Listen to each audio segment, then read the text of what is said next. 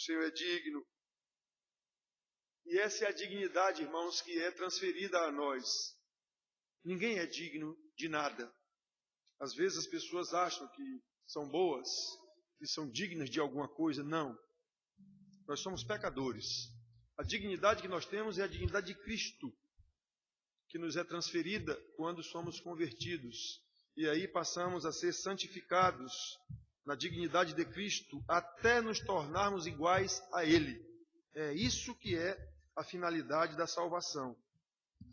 E por isso nós agradecemos a Deus pelo perdão. Isso é motivo para louvar.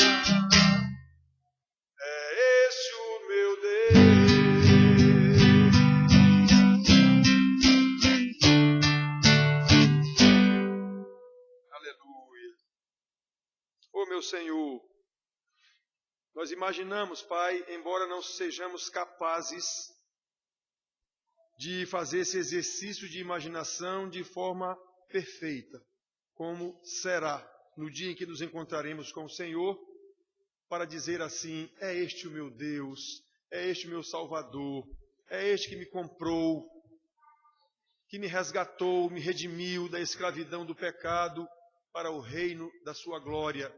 Ô meu Senhor, de fato, o Senhor nos dá a revelação de acordo com o que nossa mente é capaz de entender.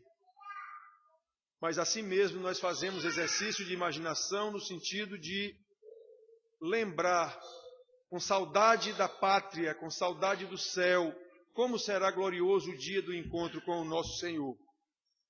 Por isso nós agradecemos tanto, Pai, pelo perdão, pela salvação, pela santificação, pela condução do Espírito Santo em nossas vidas, para que encontremos com o nosso Senhor, a fim de que naquele dia todos juntos cantemos: Tu és digno, Tu és digno de receber a honra, a glória e o poder. Louvado seja o teu nome, Senhor Deus. Nós oramos em nome de Jesus. Amém.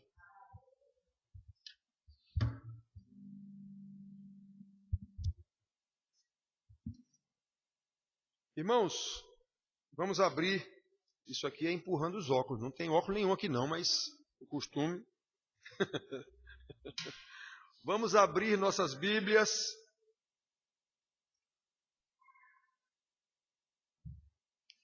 No Evangelho de João, o discípulo amado,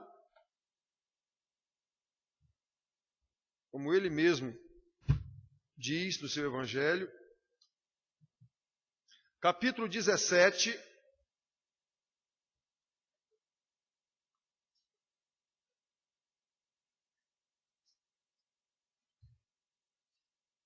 a conhecida oração sacerdotal de Jesus, quando ele orou pelos seus discípulos, poucos momentos antes de ser traído e de acontecer toda a sua paixão. Nós já temos pregado aqui diversas vezes nessa oração, porque ela é simplesmente maravilhosa. E hoje nós vamos ler 3 versículos, 24, 25 e 26. O finalzinho da oração, como está escrito no capítulo 17 de João, lá no final.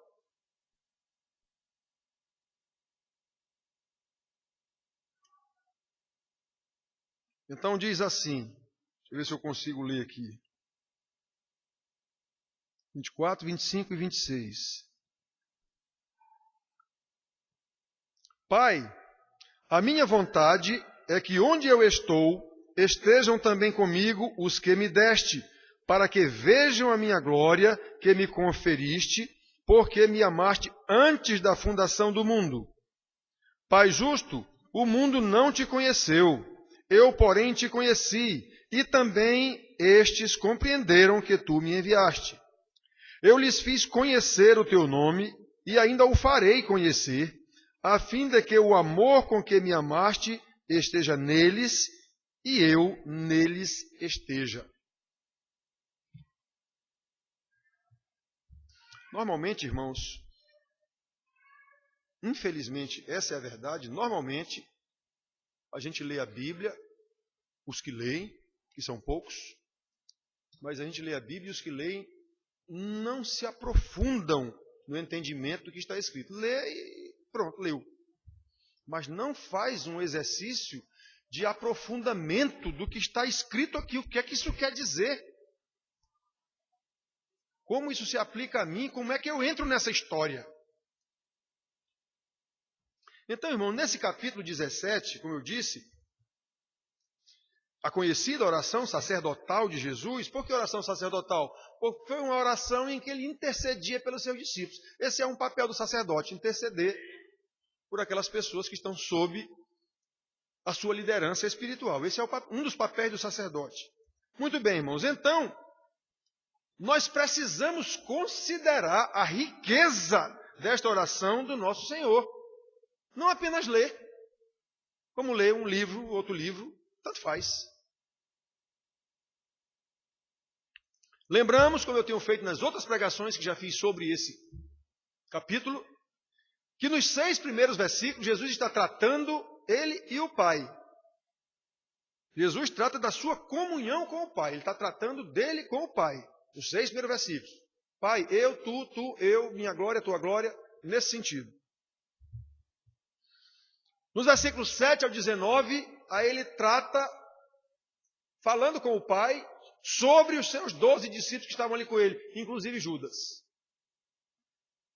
Do 7 até o 19.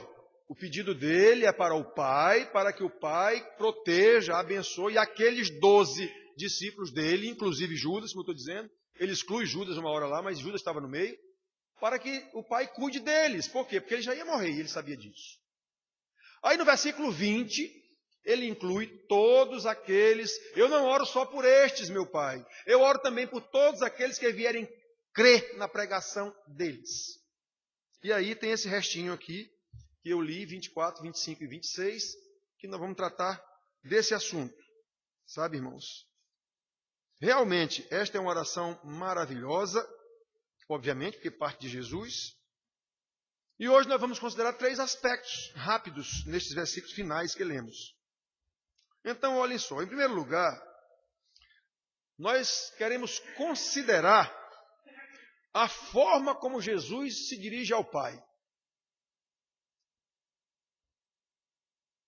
Pai, a minha vontade é que onde eu estou estejam eles também comigo. A minha vontade. Irmãos, não há na Bíblia nenhuma outra oração nesses termos, se dirigindo a Deus dessa maneira. Nem Abraão, o amigo de Deus, como está escrito na Bíblia, nem Abraão. Quando Abraão orou a Deus pedindo por Sodoma e Gomorra, como é que ele se dirige a Deus? Senhor, eis que me atrevo a falar ao Senhor. Eu que sou pó e cinza. Olhe quem sabe quem é Deus, como é que se dirige a Deus. Abraão, o amigo de Deus. Gênesis 18, 27. Jacó, o obstinado pela bênção, lutou com os homens e com Deus, como Deus mesmo disse, e prevaleceu. Mas, na obstinação pela bênção, ele disse ao anjo, aquele ente que lutava com ele, eu não te deixarei enquanto não me abençoares. Gênesis 32, 26. O grande rei Davi, com todo o poder que tinha sobre Israel, clamava constantemente ao Senhor nesses termos: não me desampares, Senhor, Deus meu, não te ausentes de mim, apressa-te em socorrer-me, Senhor, salvação minha. Salmo 38, 21 e 22. O profeta Daniel, que desde menino demonstrou a intimidade que tinha com Deus e a decisão de não se contaminar com coisas que fossem contrárias aos ensinos de Deus, mostrando a sua fidelidade ao Senhor desde moço, mas quando clamava ao Senhor por Israel, se dirigia nesses termos: ó Senhor, ouve, ó Senhor, perdoa, ó Senhor, atende-nos e age, não te retardes por amor de ti mesmo, ó Senhor. Daniel 9, 18, 19. O apóstolo Paulo, homem de profunda intimidade com o Senhor Jesus, intimidade com Deus, orando pelos Efésios, dizia: por esta razão me ponho de joelhos diante do Pai, para orar por vocês, seus Efésios. Percebem a diferença, irmãos? Homens poderosos na fé, como esse que eu citei, como se dirigiam a Deus, clamando, rogando. E Jesus, como se dirigiu ao Pai: Pai, a minha vontade é esta, com relação aos santos que tu me deste. Pecadores, quando se dirigem a Deus, quanto maior for a sua intimidade com Deus, maior será o seu temor diante da grandeza de Deus. O Deus soberano, criador e mantenedor da vida, criador e mantenedor daquele ente que está orando, pela sua exclusiva graça e misericórdia. Então, quem sabe quem é Deus, quem tem intimidade com Deus, ao se dirigir a Deus, não é dando ordem, nem dizendo o que quer e que Deus tem que dar.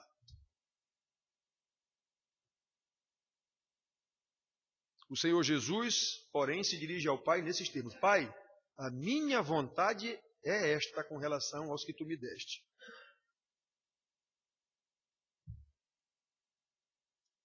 Sabem por que Jesus orou assim, irmãos? Porque Ele é Deus. Porque Ele é um com o Pai. Porque todas as coisas foram feitas por intermédio dEle. Ele é a voz que disse: haja luz. E houve luz. A mesma voz que agora diz: Pai, a minha vontade é que onde eu estou estejam também comigo aqueles que tu me deste.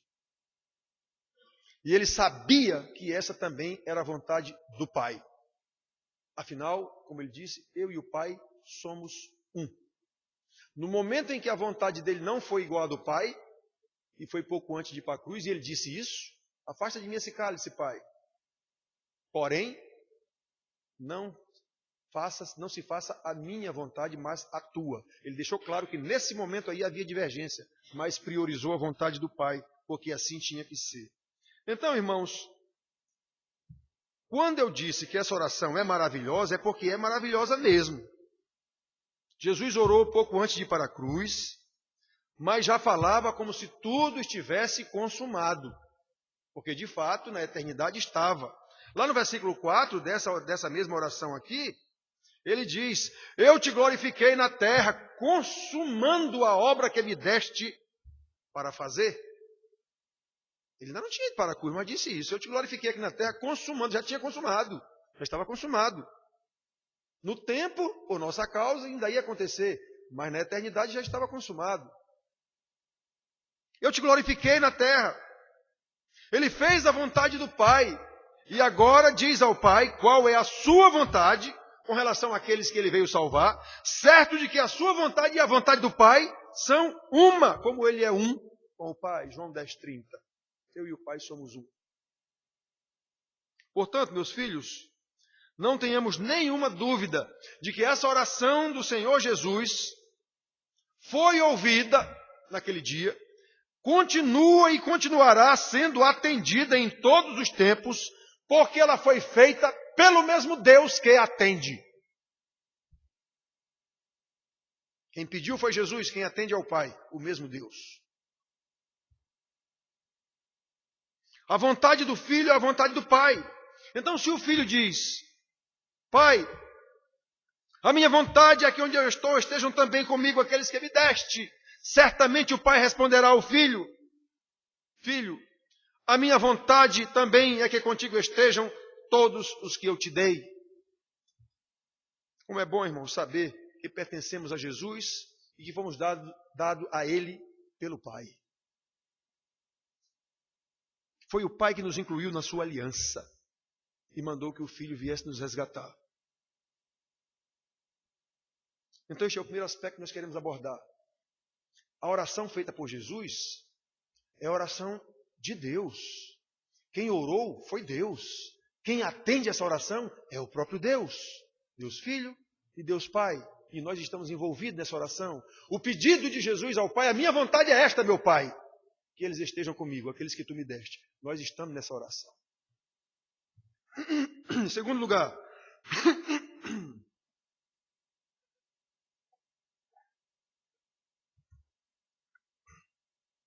como decorrência natural, consideremos o motivo da oração de Jesus. Por quem é que ele ora? Por aqueles que tu me deste. Então, na oração, irmãos, lá no versículo 9, ele diz assim: é por eles que eu oro. Eles quem? Os 12 que estavam ali com ele na hora. É por eles que eu oro.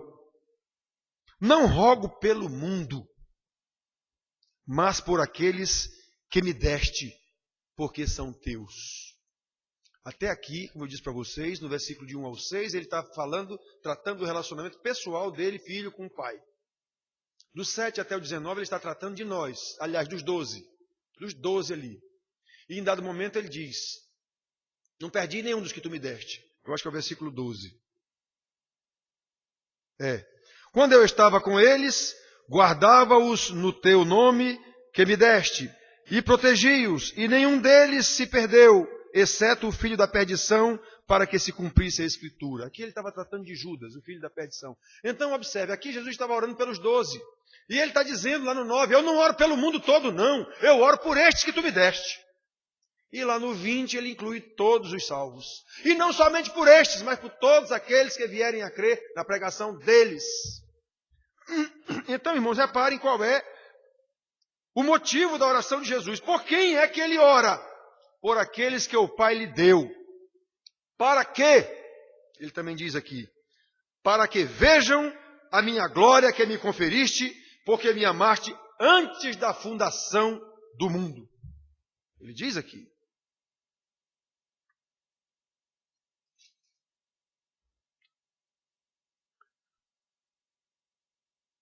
Pai, a minha vontade é que onde eu estou estejam também comigo os que me deste, para que vejam a minha glória que me conferiste, porque me amaste antes da fundação do mundo, versículo 24. Ou seja, o Pai deu ao Filho aqueles que ele mesmo elegeu na eternidade, aqueles que já eram seus, repito, escolhidos desde antes da fundação do mundo, como está escrito na Bíblia, em vários lugares, para serem dados ao Filho. O Filho veio resgatá-los na cruz. E para quê? Para que eles vejam a glória do Pai e do Filho. Jesus sabia o que estava para acontecer, porque sabia que o Pai o encarregou de vir resgatar exatamente estes que já lhe pertenciam desde a eternidade, porque ele escolheu o seu povo eleito. E Jesus faria isso pelo sacrifício da cruz, como ele disse lá no capítulo 4, Pai, eu consumei a obra que tu me deste para fazer. Ele ainda não tinha ido para a cruz, mas sabia que isso aconteceria. É por estes que Jesus ora, irmãos, por aqueles que já pertenciam ao Pai, e que o Pai lhe deu para que estes vejam a glória do Pai e do Filho. É nessa direção que nós temos que caminhar. Quem não caminha nessa direção, sem nenhuma dúvida, nunca vos conheci. Deus dirá isso. Esse nunca vos conheci quer dizer, eu nunca amei vocês desde a fundação do mundo. Vocês não são escolhidos desde a fundação do mundo. É isso que quer dizer, nunca vos conheci. Muito bem, irmãos. É sobre estes que Jesus diz lá no versículo 7, quando ele começa a falar dos discípulos. Agora eles reconhecem que todas as minhas coisas que tu me tens dado provêm de ti. E no versículo 10, mais um pouco à frente, ele diz de novo, ora, todas as minhas coisas são tuas. E as tuas coisas são minhas. Para a gente entender, o João 10,30, eu e o Pai somos um. Quando Jesus diz, a minha vontade é essa é a vontade do Pai. Aqueles que me deste eram teus, agora são meus, para que vejam a minha glória e a tua glória, para que sejam um comigo, como eu sou um contigo. Está escrito isso na oração em mais de um lugar. Ou seja, irmãos, Jesus está deixando claro que os eleitos do Pai também são dele. E que eles receberam esta revelação para a glória do Pai e do Filho. Pai, a glória que eu tive contigo aí no céu, eu transmiti a eles. O que foi que Jesus transmitiu aos seus discípulos? O conhecimento do Pai. É essa glória. Eu tenho dito aos irmãos, a nossa única glória aqui na terra é o conhecimento de Deus. Essa glória secular de Neymar, de Ayrton Senna, de Pelé, isso não vale nada. Acaba na cova. A glória verdadeira que nós podemos ter aqui na terra é o conhecimento de Deus. Porque esse é eterno. É sobre estes eleitos, irmãos, que o Pai deu ao Filho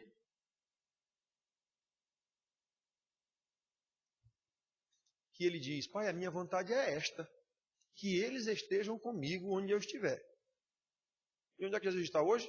Na glória do Pai, sentado à direita do Pai. Pois ele nos virá buscar para ir para esse mesmo lugar onde ele está. É isso que a oração sacerdotal diz, é isso que Jesus pede ao Pai. Da maneira como ele pede.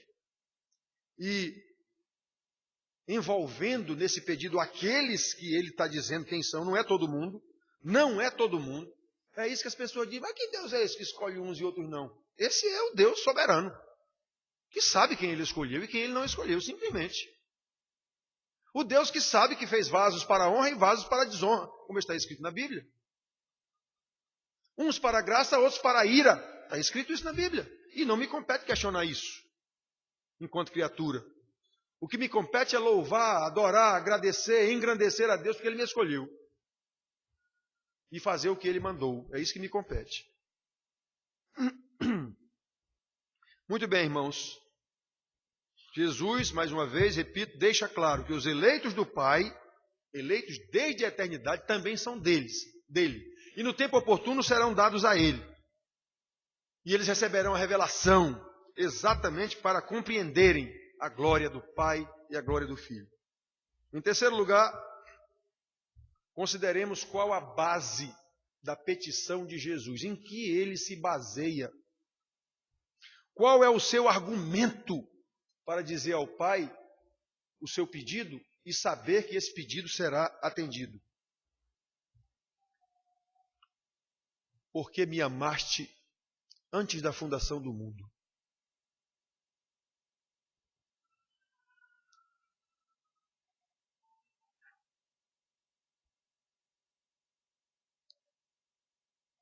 Para que vejam a minha glória, que me conferiste, porque me amaste antes da fundação do mundo. Certa vez, segundo o profeta Malaquias, o povo de Israel, mais quebrado do que arroz de terceira, pelo próprio Deus, por causa da sua desobediência, por causa da sua desonra, por causa do seu abandono da lei de Deus, ficou dizendo: tu não nos amas, Senhor, tu não nos amas. Se tu nos amasse, não estaria acontecendo isso com a gente? E Deus disse: amo, e a prova é que eu escolhi vocês. A prova é que eu escolhi Jacó e não Esaú. Essa é a prova. Pois é, desde a eternidade ele fez essa eleição. E Jesus está dizendo aqui, embasando o seu pedido ao Pai, nisso mesmo, porque tu me amas desde antes da fundação do mundo. Essa é a base da petição. É o amor eterno do Pai. Não se trata de um amor criado. Não se trata de amor dos anjos. Não se trata de amor nosso. Não se trata de amor de uma mãe pelo filho, que é um dos maiores amores que a gente conhece aqui na terra. Todos estes amores são criados e apenas refletem o amor de Deus, seja em que pessoa for, seja crente ou não. Esse amor simplesmente humano, ele apenas reflete o amor de Deus nas suas criaturas. Agora Jesus está falando aqui no amor de Deus. No amor que quando o eleito recebe, ele sabe que esse amor não é mais o amor dele. Hoje pela manhã eu falei para alguém sobre o amor pela esposa, o amor pelo esposo. Ah, mas e se a pessoa não amar mais, ela vai viver infeliz o resto da vida? Obviamente isso é uma pergunta de quem não tem a menor noção do que é o amor de Deus. E eu respondi: o amor, meu filho, esse amor que a Bíblia fala aqui, que está falando do marido pela mulher, não é um amor humano. Isso é um amor à obediência, isso é o amor de Deus. Deus mandou amar, isso não é opcional. Eu não posso agora cismar que não ama a minha mulher e escolher uma menina de 20 anos para casar com ela. É muito fácil isso. Esse é o amor humano. E que não reflete o amor de Deus nesse caso. Isso é um amor puramente humano, egoísta. O amor de Deus é a obediência. Então, é esse o amor que Jesus está falando. Tu me amaste desde a eternidade. Não é um amor circunstancial. Não é um amor que vem e vai, pode haver, pode não haver. Não é esse amor. A base da oração de Jesus é o amor de Deus por ele. O mesmo amor que é dedicado aos seus eleitos e que deve ser a base do nosso amor, uma vez convertidos. Nós o amamos porque ele nos amou primeiro. João explica isso em 1 João 4:19.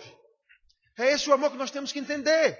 Quem é crente entende esse amor que Jesus orou ao Pai para que não esteja com eles o tempo todo, para que eles estejam sempre comigo, para que eles vejam a minha glória, porque tu me amaste desde antes da fundação do mundo. É esse amor. Não é amor humano. Não é amor sentimento. O Senhor Jesus está pedindo ao Pai, já considerando que uma vez eleitos, nós seremos como Ele. Assim como Ele é um com o Pai. Versículo 21, ele diz isso. Pai, a fim de que todos sejam um. E como és tu, ó Pai, em mim e eu em ti, também sejam eles em nós. É esse o objetivo de Jesus, quando diz que eles, Pai, que eles estejam onde eu estou o tempo todo. Foi para isso que o Pai nos deu a Ele, a fim de que o amor com que me amaste esteja neles e eu neles esteja, como ele disse aqui no versículo que nós lemos. Lembramos aqui o episódio de Paulo perto de Damasco. Ia perseguir os crentes. Quando Jesus o atropelou, qual foi a pergunta dele? Quem és tu, Senhor?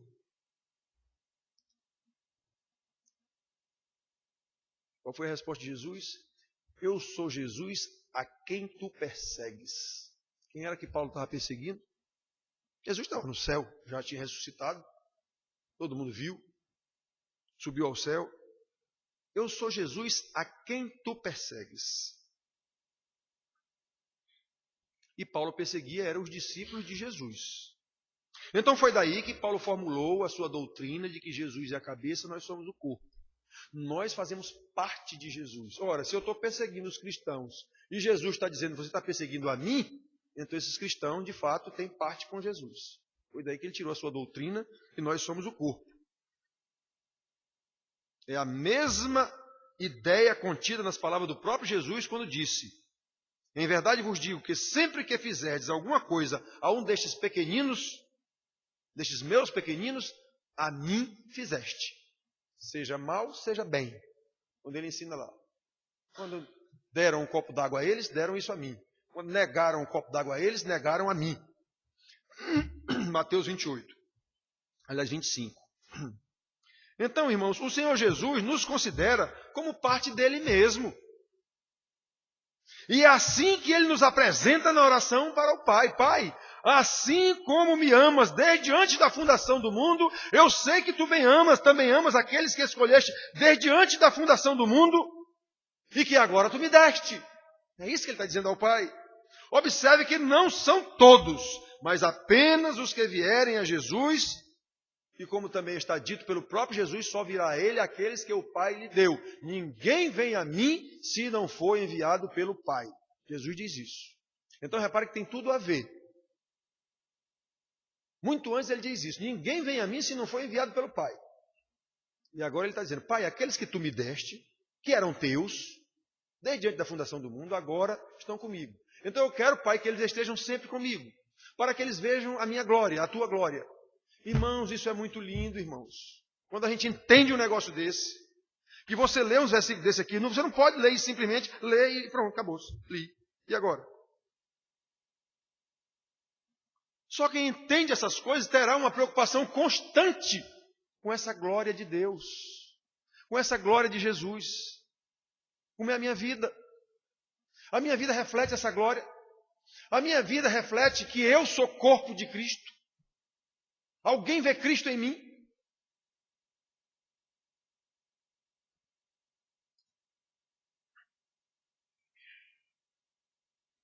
Porém, irmãos, também nós podemos observar em todas as palavras de Jesus e aqui também, que em nenhum momento está dito que os eleitos são melhores do que os não eleitos.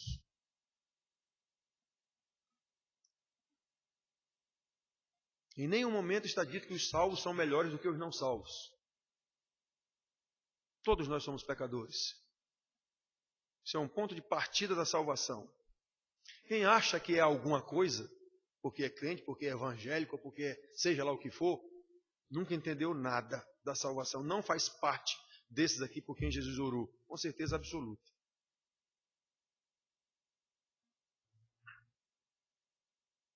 E isso acontece exatamente para que ninguém se glorie.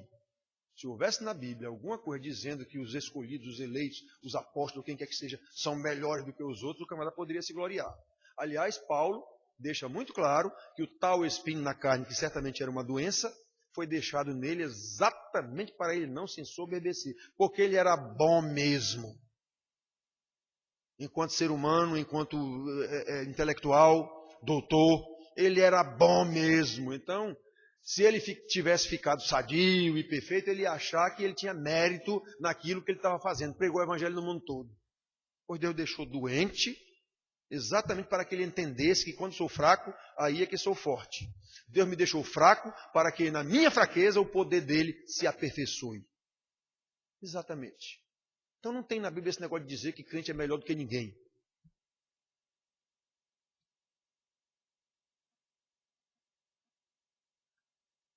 nós permanecemos pecadores. Só que agora, com o Espírito Santo, com a direção do Espírito Santo, com Jesus em nossas vidas,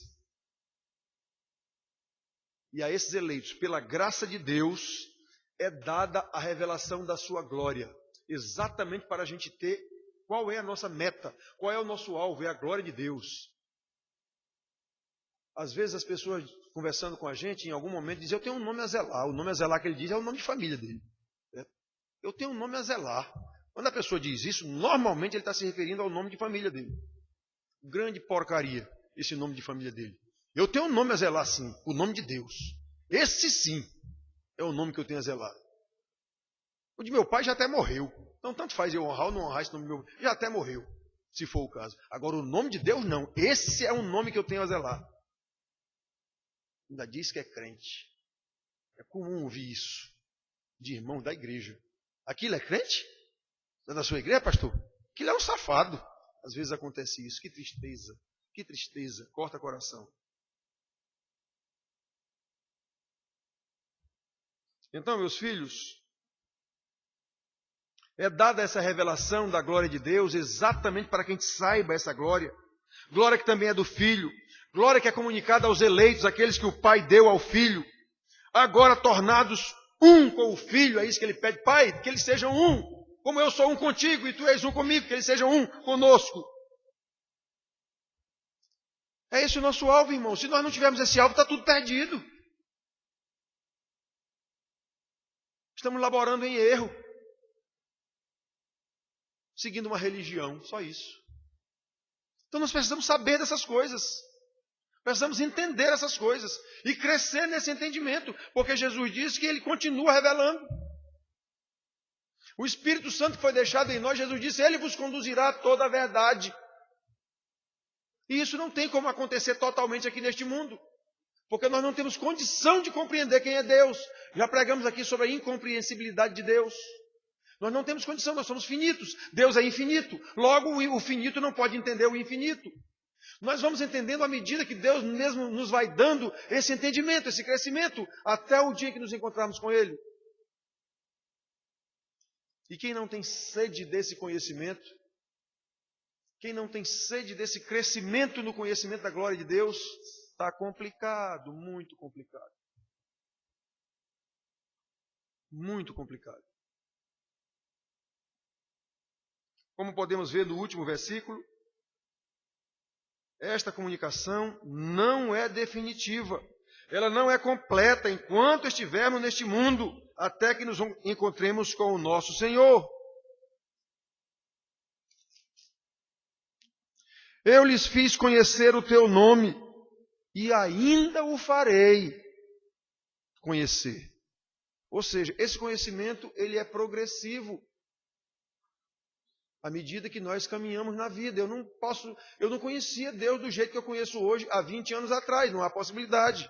A cada dia nós crescemos nesse conhecimento, se de fato fomos eleitos e dados ao Filho pelo Pai. Não há como interromper isso. Aquele que foi eleito pelo Pai na eternidade e dado ao Filho no tempo oportuno, pela pregação da palavra, pela revelação da glória de Deus a esse eleito, não há como ele parar de crescer nesse conhecimento. Eu vivo insistindo, aquele que não tem sede de crescer nesse conhecimento, não foi salvo ainda. Precisa clamar a Deus por salvação. Isso é certeza absoluta. Quem diz isso é a Bíblia.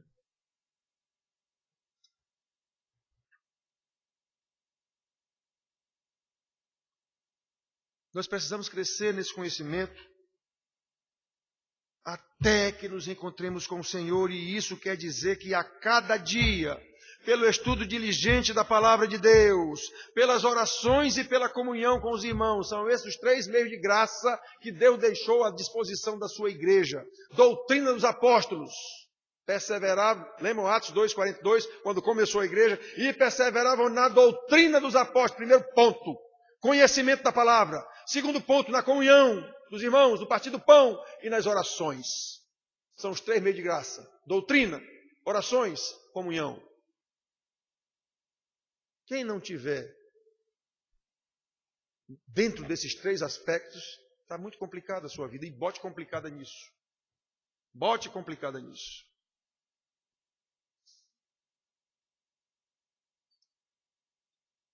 É pelo estudo da doutrina, pelas orações e pela comunhão que o Senhor continua nos ensinando. Pai, eu já ensinei, eu já dei a conhecer, mas ainda o farei conhecer. Eu continuo fazendo conhecer. O Espírito Santo está aqui para nos conduzir a toda a verdade. E a verdade está aqui. E para conhecer eu tenho que estudar. Eu tenho que orar, eu tenho que ter intimidade com Deus. É tão triste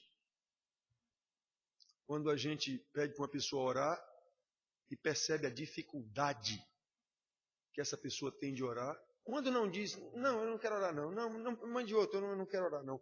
Irmãos, como é que pode um negócio desse? Eu sei que algumas pessoas têm problemas, digamos assim, de timidez, nós sabemos disso. O que, aliás, é um pecado.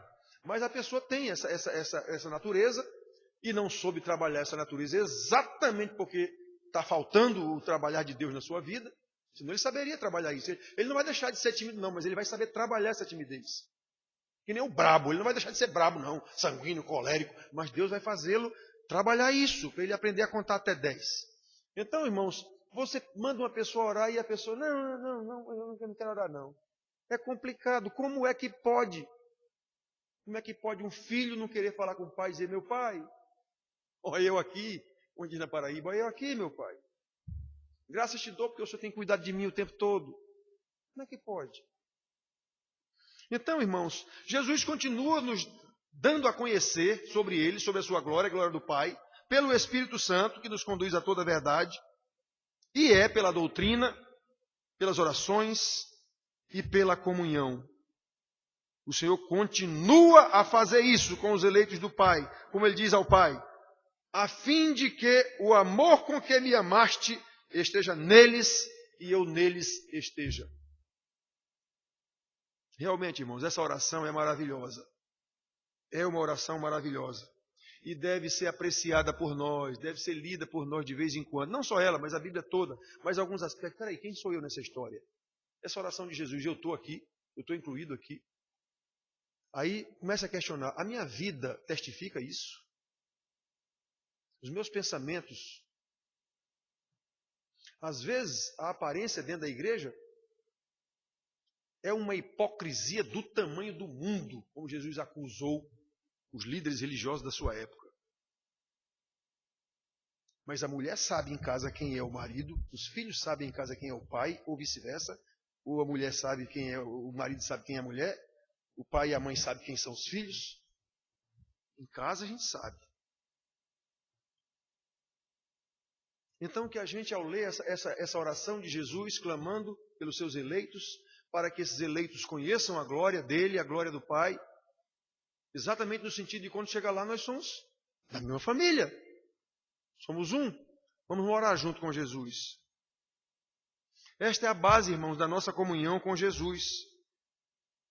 A base da nossa comunhão com Jesus é a comunhão de Jesus com o Pai e com o Espírito Santo. É por isso que tem a Trindade na Bíblia e explica a unidade que eles são, os 3, para nos dar a entender isso. Que unidade é essa que nós temos que buscar? É essa unidade que nós temos que buscar. A unidade do Pai com o Filho, do Filho com o Pai, os 2 com o Espírito Santo, que hoje está aqui, habita em nós para nos conduzir. Porque esta é a vontade do Pai. E o Filho diz que é a vontade dele. Pai, a minha vontade é esta. Que aqueles que tu me deste estejam sempre comigo. E a vontade do Filho, sem nenhuma dúvida, é a vontade do Pai, porque o Filho e o Pai são um. Portanto, irmãos queridos, que sejamos um só corpo, até que contemplemos a glória eterna do Filho e do Pai, conduzidos neste mundo pelo Espírito Santo, conforme foi estabelecido pelo Pai desde a eternidade. É assim que os eleitos devem viver, no amor de Deus, evidenciado na comunhão dos santos, pela condução e pelo poder do Espírito Santo, certo de que fomos feitos filhos amados de Deus em Cristo Jesus. É por estes que ele está orando aqui.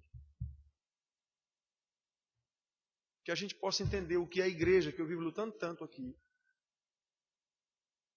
Para que a gente seja uma família. Para que a gente não se veja só nos domingos. Nós temos estudo bíblico na segunda noite, na sexta noite, no domingo de manhã.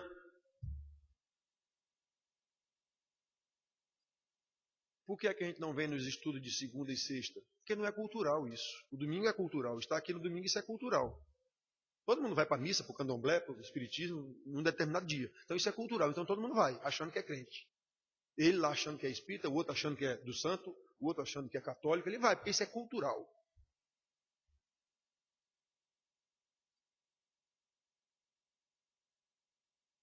Agora os estudos, as reuniões de estudo, que não são culturais, não fazem parte da cultura, isso não vale nada. Não vou. Tem interesse em ir. Complicado. Muito complicado. Então que nós possamos entender o que é a igreja. Que povo é esse que o Pai elegeu na eternidade e deu ao Filho para que o Filho viesse resgatar, no sentido de que esse povo seja um em Cristo, como Cristo é um com o Pai. Que Deus possa aplicar a sua palavra maravilhosa aos nossos corações, para que a nossa vida realmente seja uma vida para louvor da glória de Deus. Amém.